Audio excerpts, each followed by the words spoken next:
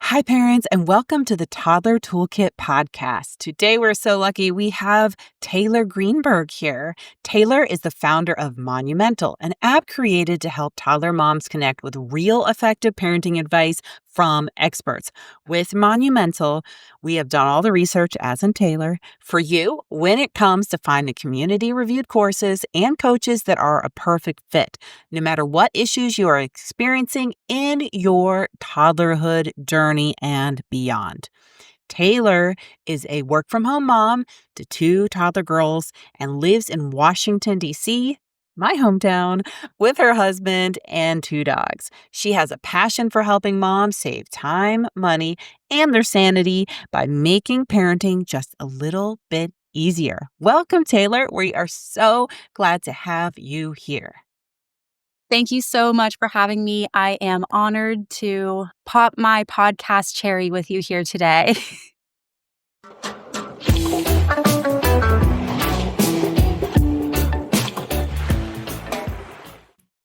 Taylor, can you share a little bit about yourself and your experience with toddlers so close in age? Taylor has Irish twins.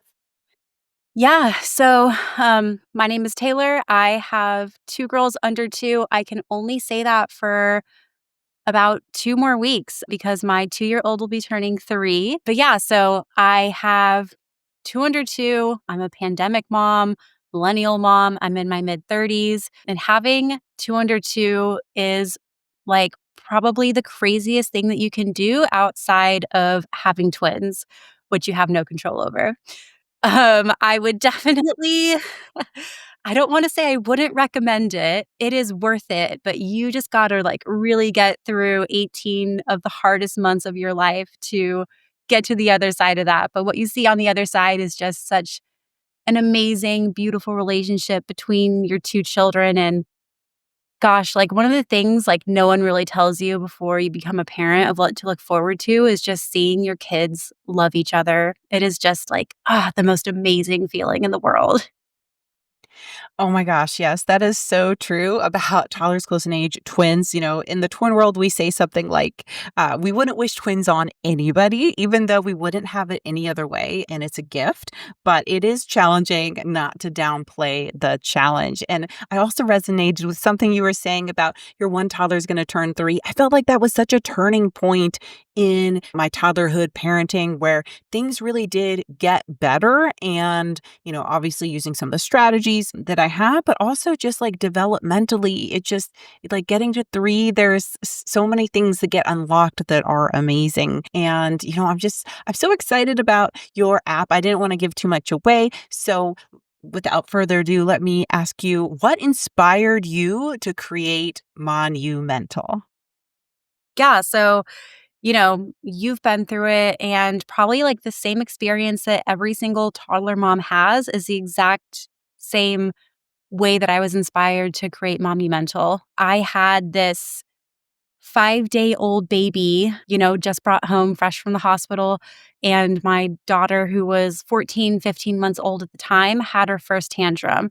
I remember sitting in the living room, running off of, no sleep, thinking "Oh my god, what is this? Is this the terrible twos that everyone talks about? And why is this happening to me now? And how can I stop this?" I don't have a lot of friends who are parents. I don't have a lot of friends where I live. We're originally from California, so we are transplants out here. And so I didn't really know even where to turn. So I went to the internet, where probably a lot of people go, and I asked what do I do? My toddler's having a tantrum.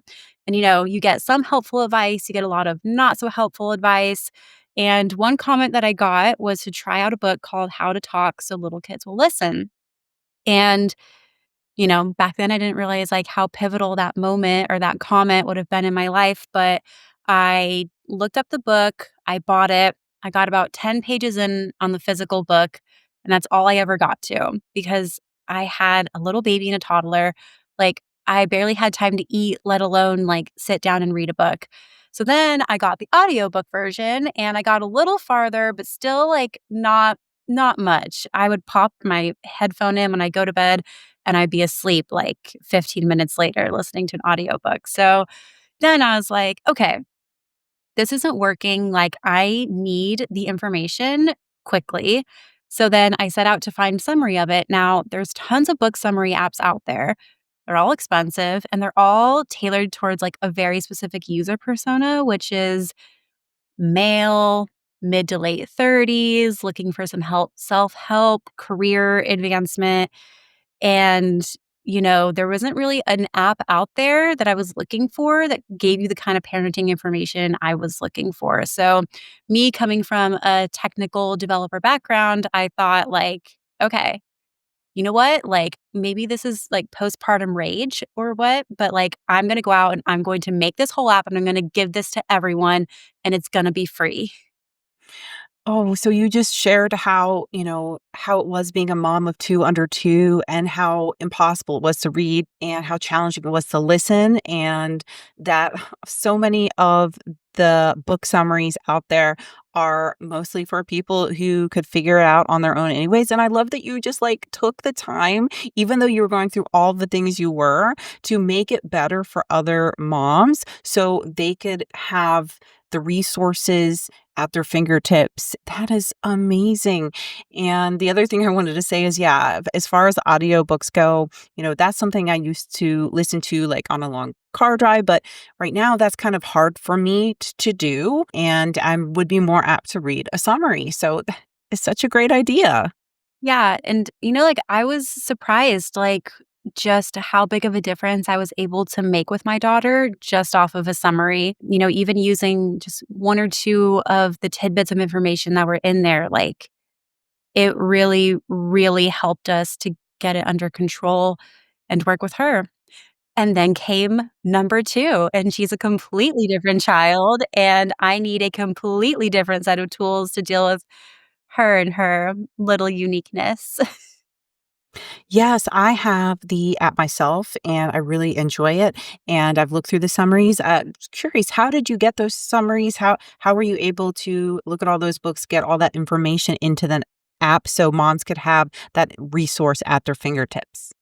Yeah, so I did about 12 of those myself, trying to speed read. Once you're out of the newborn fog, things get a little bit easier, sleeping a little more. So, yeah, about 12 of the books I did myself, and then I hired someone to help me do it because I realized it was gonna take me forever. Between building the app, learning how to build an app, and everything that went into it, it was a lot.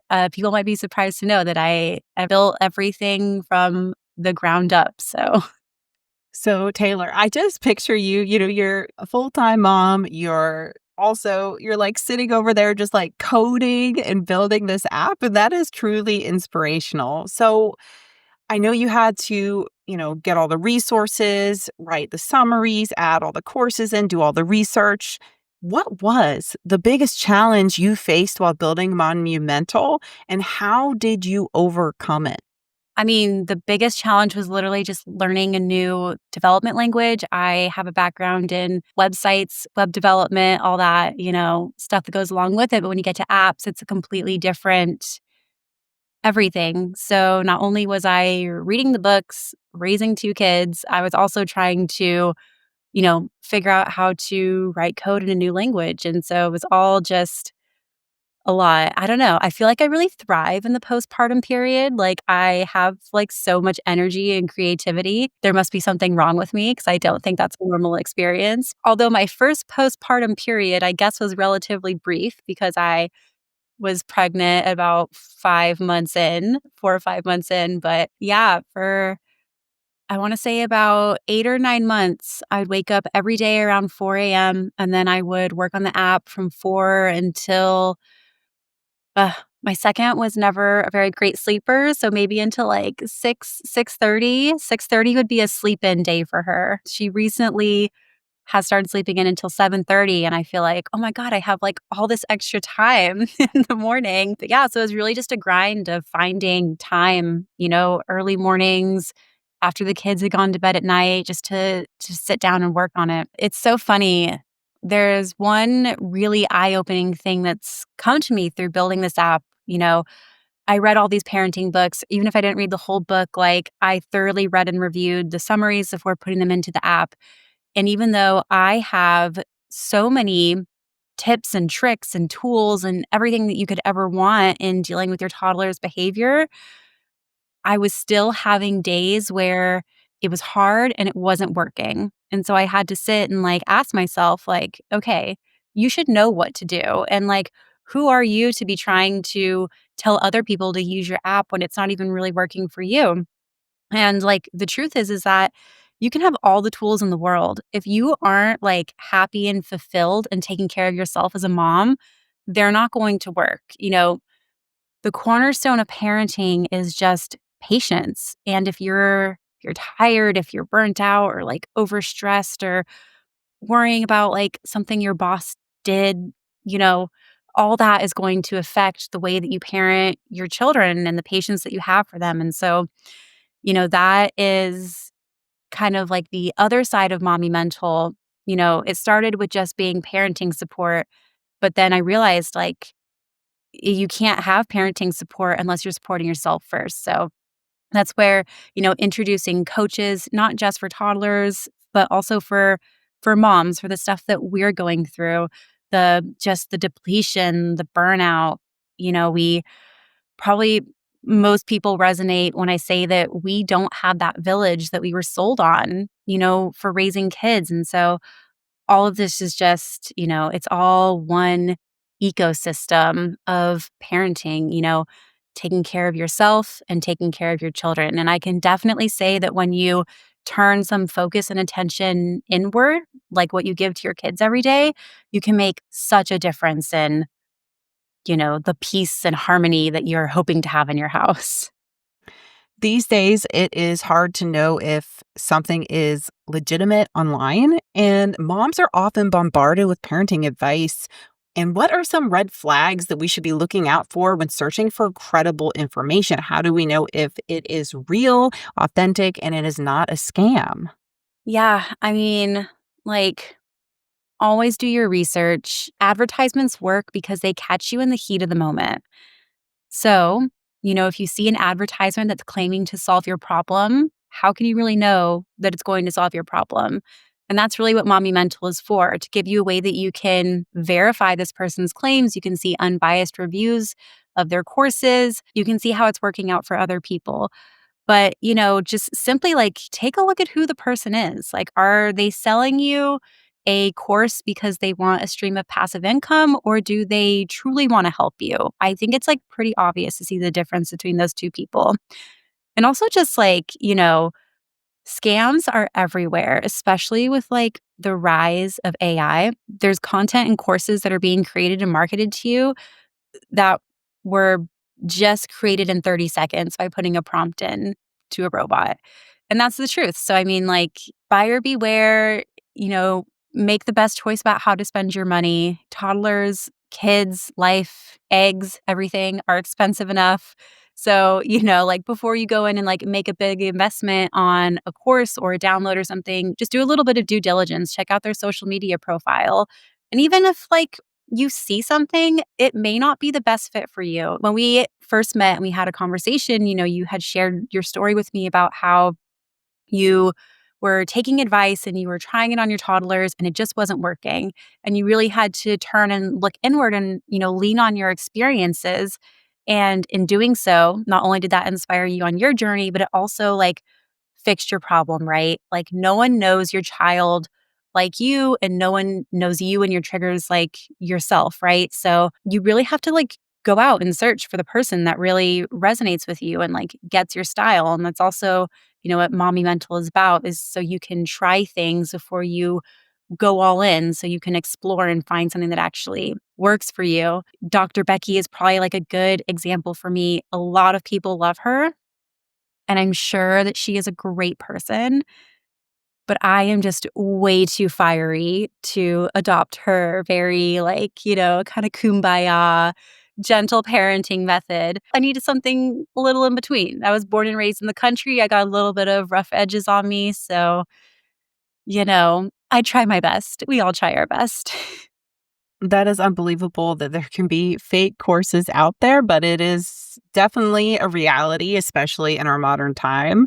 And, I think even if it was helpful information and it's just like a PDF of helpful information, sometimes that can do more harm than good without the context. That's why, when I think about giving advice, I ask a lot of questions, think about why is the behavior happening and not just giving out advice because it could be more difficult, create more challenges than what are necessary. So there's definitely more to it than just giving information. That teaching is an art, it's a skill, and that's really important. And on the theme of just like fake red flags and scams and stuff, I think, Facebook and Meta, they try to do a really good job of filtering out that stuff or allowing you to report it.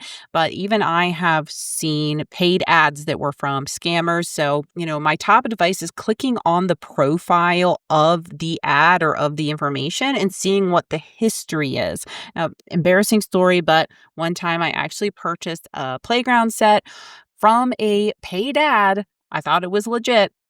It wasn't. It was too good of a deal to be true. Number one, for a backyard play set for toddlers. And the other thing was, I never got it. And I ended up getting a pair of socks from a totally different state than the manufacturer who made the playground. It was supposed to come from California. Got a pair of socks from Chicago.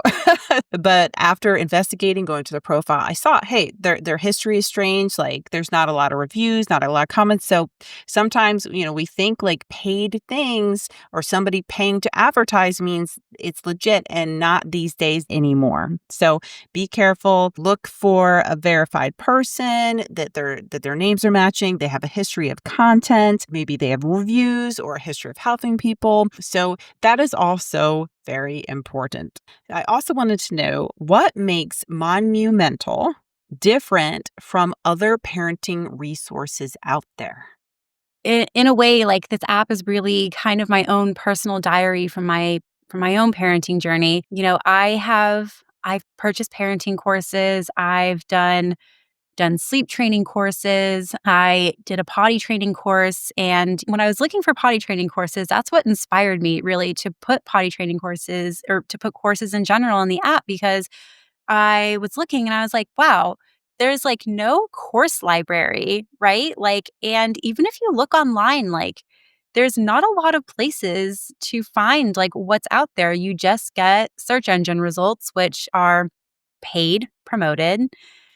And, I don't know what it is about me. I love to level the playing field in a way. Life is hard, we hear that the American dream is going away. Anything that I can do to help level the playing field for up and coming coaches who really have a passion for helping people. I think in this day and age, like if you have enough money, you can start any kind of business.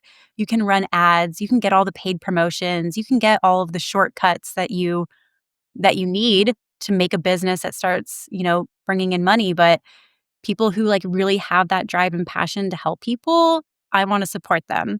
So, saving time and money, go into the app, you can see what's in there. You can filter by price, you can look at the ratings and reviews, and it gives you like one central area just to look at everything. It was kind of eye-opening to me to see just like how many sleep training courses are out there, So what makes them different? Why is this $300 one different than this $40 one, And there are differences out there, with what you're getting, with how much access you have to the person who actually wrote them. And I think like that's what's so great about what you do, Heather. You don't just like give someone a pamphlet and say, "Okay, good luck, like see you down the road." You really like make an effort to be there like with your community, and that's like that's the mark of a good coach. And that's what I'm hoping that like more people can see that there's no one size fits all. There's no solution that you're going to get just from a PDF download. You really need to be able to have, that communication and like have full understanding on both sides of, what you're going through and your struggles in parenting. So you can find, there are parenting coaches like yourself that help with toddlers. There are also motherhood coaches that are meant specifically for moms and not so much for kids. And we also have content that's specifically meant for mom, book summaries like how to not hate your husband after kids, some other content that's been developed like specifically by our coach partners. Just, parenting is a journey and also like recognizing yourself and your new identity after kids is a journey. It all kind of fits in together. So, you know, come for the parenting advice, stay for the self help. What's one piece of parenting advice, Taylor, you've learned from an expert on Monumental that completely changed the game for you? I think like the biggest game changer for me is really understanding the cycles and understanding the triggers. So, as you go through like your toddler's development, you'll start to notice that things happen like on a cycle. Eventually, like you'll probably be able to pretty like accurately predict when they're going to have a tantrum. Some common ones are trying to leave the house in the morning and bedtime routine, resistance to bath time, resistance to bedtime. Those are some pretty common ones. A personal example of mine, my oldest daughter loves Spider-Man. Like, she is Spidey's biggest fan. We try not to do a lot of screen time, but, like, I'll be real with you, like, we're busy parents too. So, she loves Spider-Man, and she'll start asking, like, "I wanna watch Spider-Man." And I'll try to say, like, "Okay, well, like, or we could go outside, or we could go, like, ride bikes." I try to, offer her, like, something else. And then she's like, "No, like, I wanna watch Spider-Man." Okay, well, like, let's watch Spider-Man after we've eaten dinner, or like, let's clean up our toys and then we can watch Spider-Man.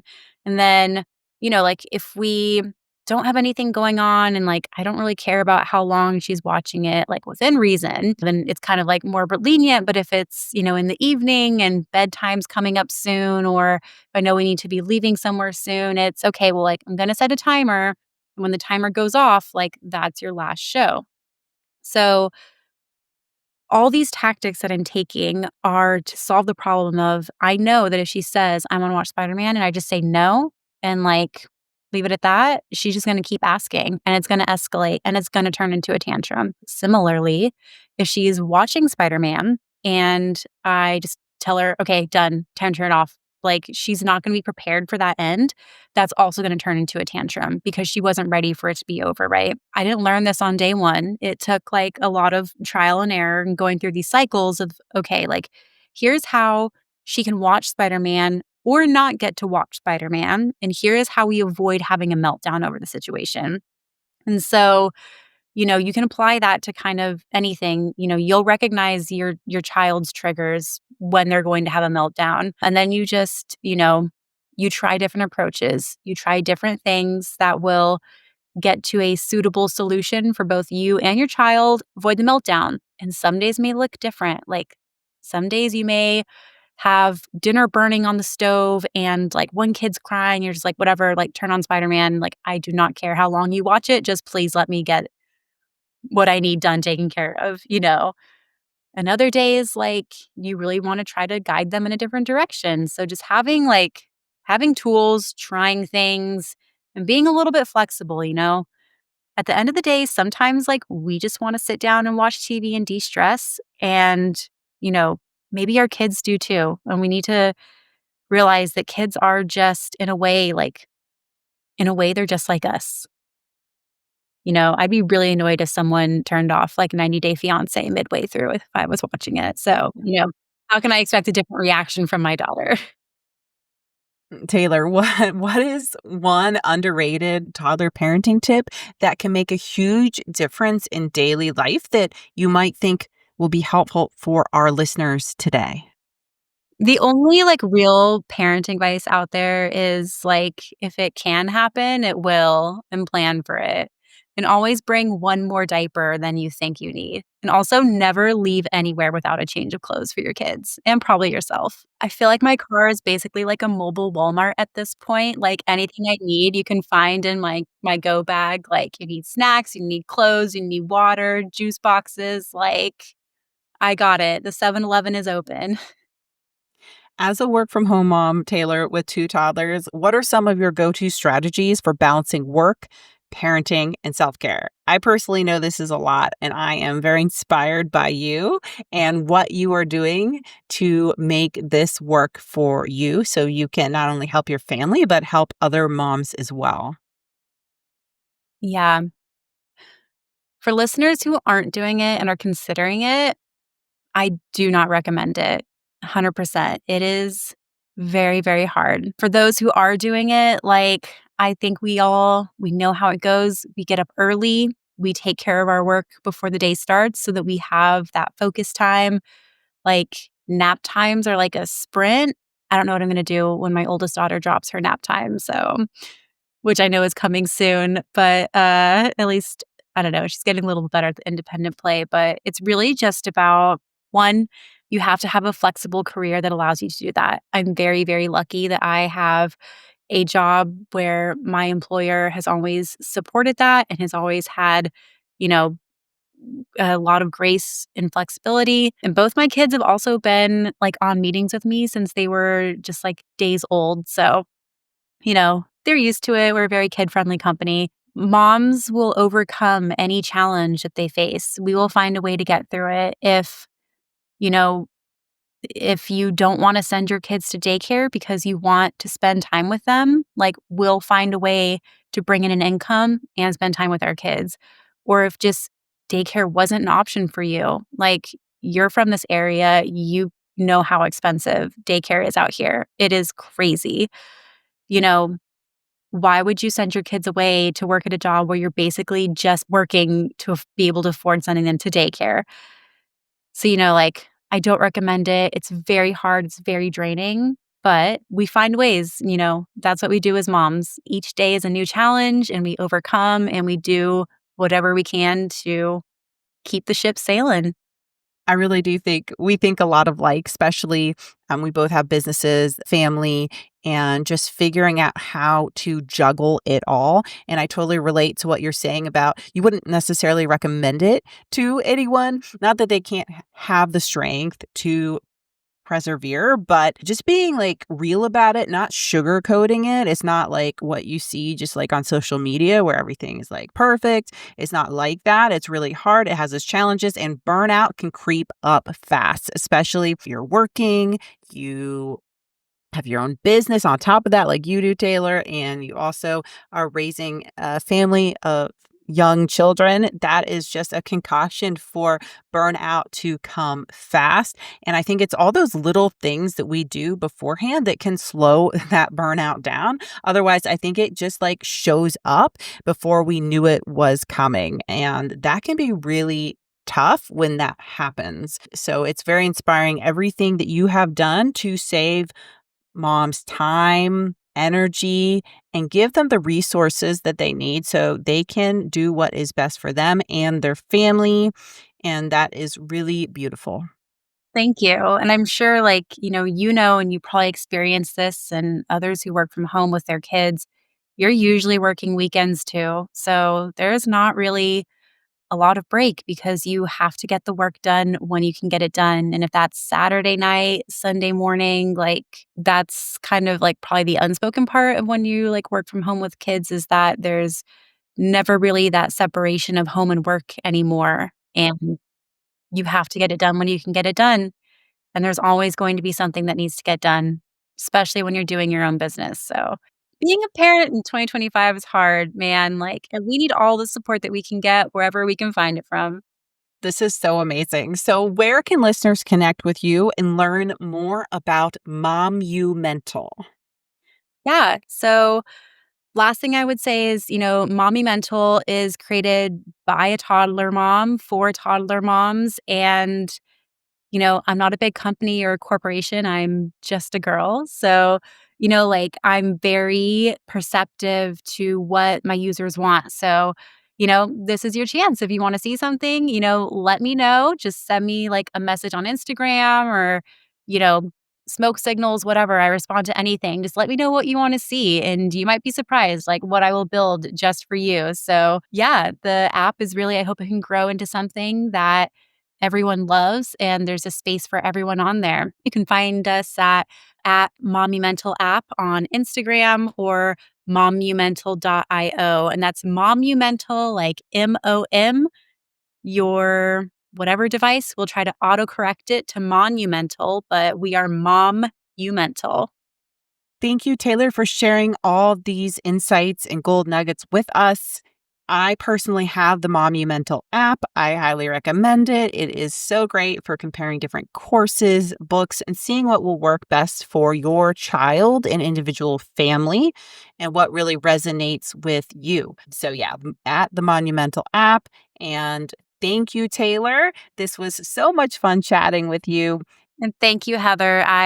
Big thanks to everyone out there who's trying to help moms because like we really do need it. So thank you for also sharing like all of your wisdom and insight with your listeners and your community every day. Thank you, everybody, for listening in. We will see you in the next episode of Toddler Toolkit Podcast. Bye. Thank you so much.